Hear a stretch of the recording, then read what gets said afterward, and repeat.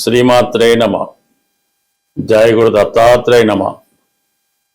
ఈ వీడియోలో మనం ధనుస్సు రాశి వారికి ఫిబ్రవరి 15 నుంచి 21 మధ్యలో జరగబోయే వార ఫలాలు పరిశీలించినప్పుడు ఈ వార ప్రారంభంలో ధనస్థానంలో కుజుడు ఉచ్చస్థితిలో మరికొద్ది రోజులు మాత్రం సంచరించడం జరుగుతూ ఉంటుంది. ఈ సందర్భంలో జాతకుడు కొన్ని కఠినమైన నిర్ణయాలు కుటుంబ విషయాల్లో తీసుకోవడం జరుగుతూ ఉంటుంది. కుటుంబ విషయాల్ని చక్కబరిచే ప్రయత్నంలో కుటుంబ సభ్యులతో కొంత విరోధం కూడా ఏర్పడడం జరుగుతూ ఉంటుంది. అలాగే ధన విషయంలో ఎంత ధనం వచ్చినప్పుడు కూడా అది ఏమవుతుందో తెలియని పరిస్థితి ఏర్పడుతూ ఉంటుంది. దానివల్ల ఈ ధనం గురించి జాతకుడు కుటుంబ సభ్యుల్ని ఆరా తీయడం వల్ల కొన్ని విభేదాల వారి నుంచి రావడం జరుగుతూ ఉంటుంది. ఏదైనా ఈ వార ప్రారంభంలో జాతకుడు కుటుంబ అవసరాల కోసం ఎక్కువ మొత్తంలో ధనాన్ని ఖర్చు పెట్టవలసి ఉంటుంది. అష్టమాధిపతిగా ఉన్నటువంటి చంద్రుడు ఈ ఆదివారం సోమవారం కూడా కుటుంబ స్థానంలో సంచరించడం వల్ల తప్పనిసరి పరిస్థితుల్లో బలవంతంగా కుటుంబ విషయాల్లో కొన్ని ఇబ్బందులు చికాకులు తలెత్తూ ఉంటాయి. దాన్ని సర్దుబాటు చేసే విషయంలో జాతకుడు కొంత ధనాన్ని కూడా ఖర్చు పెట్టడం జరుగుతూ ఉంటుంది.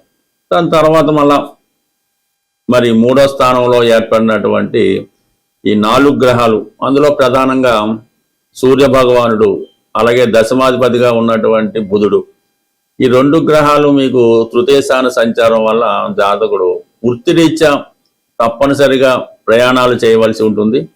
ప్రస్తుతం వస్తున్నటువంటి ఆదాయాన్ని పెంచుకునే ప్రయత్నంలో జాతకుడు వేరొక చోట తన యొక్క కార్యకలాపాలు నిర్వహించడం కానీ, ఒక చోట చేస్తున్నటువంటి ఉద్యోగాన్ని విడిచిపెట్టి వేరొక చోట ఉద్యోగానికి మారడం కానీ జరిగే అవకాశం ఉంది.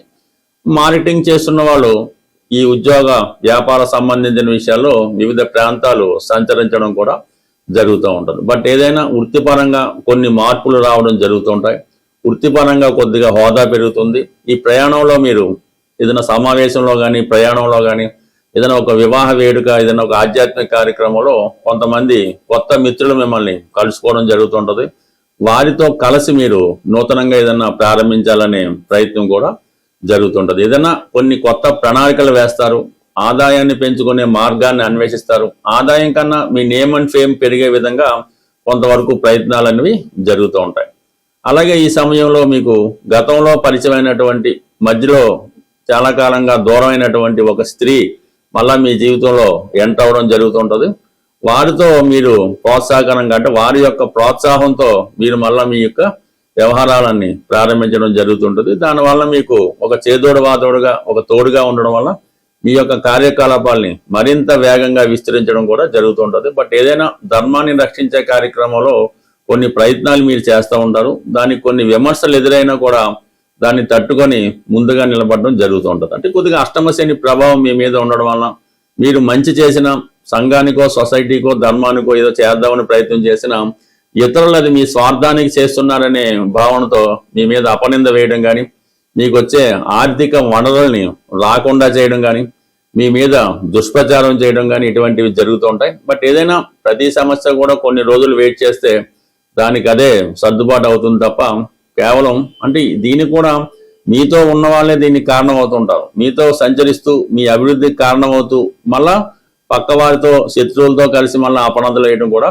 జరుగుతుంటుంది. కాబట్టి ప్రతి విషయాన్ని కొద్దిగా మీరు వేసే కార్యకలాపాలు, మీరు చేస్తున్నటువంటి ప్రయత్నాలు, మీ యొక్క వ్యాపార రహస్యాలు చాలా వరకు మీతో ఉన్న వాళ్ళకు కూడా తెలియకుండా చాలా జాగ్రత్తగా వహించడం మంచిది. గతంలో మీ దగ్గర పనిచేసిన వాళ్ళు, మీరు పెంచి పోషించిన వాళ్ళు మీకు ఎదురు తిరిగి మీకు అపవాదు తెచ్చే విధంగా వారు ప్రయత్నాలు చేయడం కూడా జరుగుతుంటుంది. కాబట్టి బట్ ఏదైనా నిరంతరం అప్రమత్తం ఉండాలి. జీవితం అంతా పరిగెట్టినట్టు ఉంటుంది అన్నమాట. ఎప్పుడు ఎక్కడ రెస్ట్ తీసుకున్నట్టు ఉండదు. ఎక్కడ ఒక నిమిషం కూడా ఖాళీ ఉండకుండా నిద్రలో కూడా ఏదో ఆలోచిస్తూ ఈ వృత్తి మీదే ఉన్నట్టుగా ముందుకు వెళ్తూ ఉంటుంది. బట్ ఏదైనా వృత్తిపరంగా కొన్ని మార్పులు ఈ సమయంలో తప్పకుండా రావడం జరుగుతూ ఉంటుంది.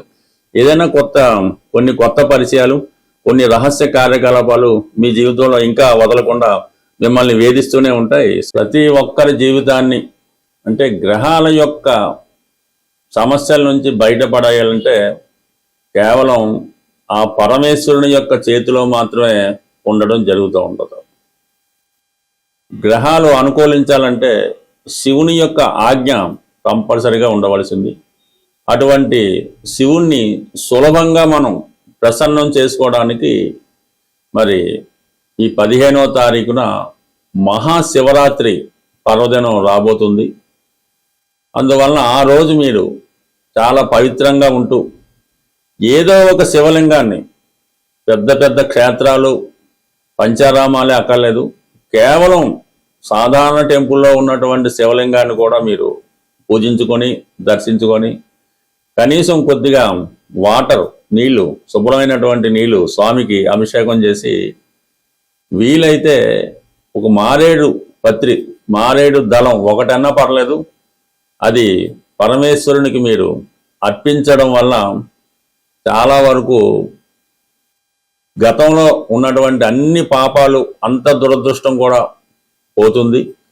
అలాగే వీలైతే ఆ శివరాత్రి రోజు ఏదో ఒక రుద్రాక్ష, 6 ముఖాల 5 ముఖాల 4 ఏది అక్కర్లేదు, ఏదైనా పర్లేదు, ఆ శివలింగం దగ్గర పెట్టి, అంటే కొంతవరకు అభిషేకం చేయడం. కానీ మీరు అభిషేకం చేసే జలంలో ఈ రుద్రాక్షలో 5 ముఖాలు ఈజీగా దొరుకుతాయి, ఒక 5, 6 తీసుకొని వాటితో పాటు స్వామికి అభిషేకం జరిపించి ఆ రుద్రాక్షలు మీరు గృహాన్ని తెచ్చుకొని మీరు ధరించవచ్చు, ఇంట్లో మీ పిల్లలు కూడా ధరించవచ్చు.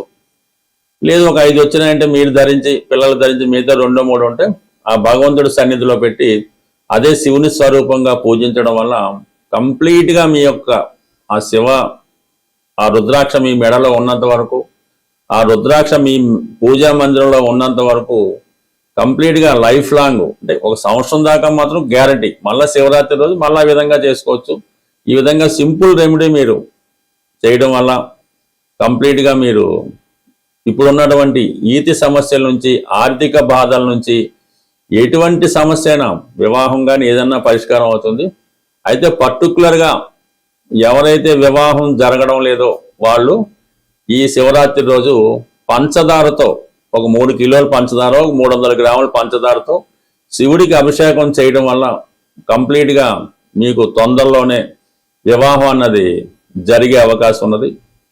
అలాగే అనారోగ్య సమస్యలతో బాధపడుతున్న వారు ఆవు సంబంధించినటువంటి పెరుగు, ఆవు పెరుగు బాగా చిలికి, ఆవు పెరుగు తయారు చేసి ఒక 3 లీటర్లో 2 లీటర్లో ఆవు పెరుగుతో, మజ్జిగతో, పెరుగు కూడా ఓకే, అభిషేకం చేయడం వల్ల అనారోగ్య సమస్యల నుంచి బయటపడడం జరుగుతూ ఉంటుంది. మంచి గాత్రం కావాలన్నా, ధనయోగం కలగాలన్నా తేనెతో అభిషేకం చేయవలసి ఉంటుంది. ఇన్ని రకాలు ఎందుకు, మనకు ఐశ్వర్యం కావాలి, విభూతితో అభిషేకం జరిపించడం వల్ల కంప్లీట్గా ఐశ్వర్యం కలుగుతుంటుంది. ఆ విభూతిని గృహంలో తెచ్చుకొని ప్రతిరోజు విభూతి ధరించడం వల్ల సకల పాపాలు, సకల దరిద్రాలు కూడా పోవడం జరుగుతుంటుంది. బట్ ఏదైనా ఇది నమ్మకంతో కూడుకున్నది. అంటే శివుడి దగ్గర ప్రత్యేకత ఏంటంటే నమ్మకం లేకుండా మీరు అదేదో బూడిదని పెట్టుకున్నా కూడా కంప్లీట్గా మీకు శివుని యొక్క అనుగ్రహం తప్పక లభిస్తుంది. అవకాశం ఉన్నవాళ్ళు శివరాత్రి రోజు మరి ఆ రోజు జాగరణం, అంటే సాయంకాలం 6 గంటల నుంచి మర్నాడు 6 గంటల వరకు అది మంచి సమయం అన్నమాట. మరి అర్ధరాత్రి 12 గంటలకి లింగోద్భవం జరుగుతూ ఉంటుంది. ఆ సమయంలో చిన్న శివలింగమైనా మీ గృహంలో పెట్టుకొని అర్ధరాత్రి 12 గంటలు దాటిన తర్వాత ఆ శివునికి తేనెతోనో, పాలతోనో, పంచామృతాలతోనో, పళ్ళ రసాలతోనో అభిషేకం మీ చేతులతో, మీరు ఏ మంత్రాలు అక్కర్లేదు, స్వయంగా చేసుకోవడం వల్ల కంప్లీట్గా మీకు ఆ స్వామి యొక్క అనుగ్రహం లభించే అవకాశం ఉంది. ఎవరికి ఏ విధంగా అవకాశం ఉంటే ఆ విధంగా శివరాత్రి మాత్రం కంపల్సరీగా చేసుకుంటే మీ యొక్క సకల ఇబ్బందులు తొలగిపోయే అవకాశం ఉంది. కంప్లీట్గా పాటించండి. చేయకపోయినా పర్లేదు, కానీ ఆ రోజు పర్టికులర్గా ఎవరు కూడా ఏదైనా మద్యపానం చేయడం కానీ, మాంసాహారం తినడం కానీ, స్త్రీలను ఇబ్బంది పెట్టడం కానీ, శృంగార కార్యక్రమాల్లో పాల్గొనడం కానీ, అటువంటి కార్యక్రమాలకు కనీసం ఆ ఒక్క రోజన్నా దూరంగా ఉంటే మీ జీవితం ధన్యమైనట్టే. స్వస్తి.